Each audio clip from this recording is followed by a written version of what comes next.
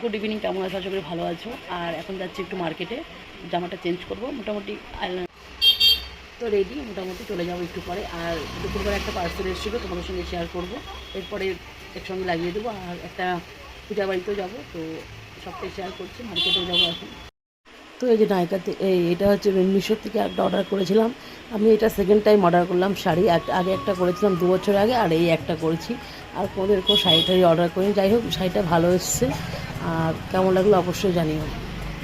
তো গিয়েছিল একটু মার্কেটে, তারপর ওখান থেকে আমার বন্ধুর বাড়িতে গেছিলাম। বান্ধবীর বাড়িতে পুজো ছিল, প্রসাদ খেয়ে বাড়িতে চলে এসেছি।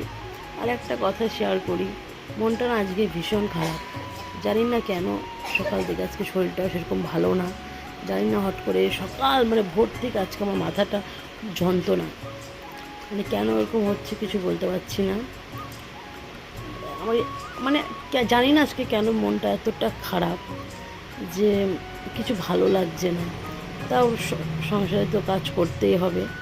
তো যাই হোক, আর একটা কথা যেটা শেয়ার না করলে হয় না, ভালো ছেলেকে কখনো বিয়ে করতে নেই, সবসময় খারাপ ছেলেকে বিয়ে করতে হয়। অ্যাটলিস্ট তারা শ্বশুরবাড়ি যে কোনো কারণে যদি ঝামেলা হয়, অ্যাটলিস্ট কিন্তু খারাপ ছেলেটা প্রতিবাদ করে। আর ভালো ছেলে তো এমনিতেই ভালো, ও তো কারো উপরে কোনো কিছু বলতে পারবে না, না। তো এটাই ছিল। যাই হোক, টাটা, ভালো থেকো। আর এখানে দুজনে মিলে নাচ করছে। এই যে আমরা খিচুড়ি টিচুড়ি খেয়ে চলেও আসবো।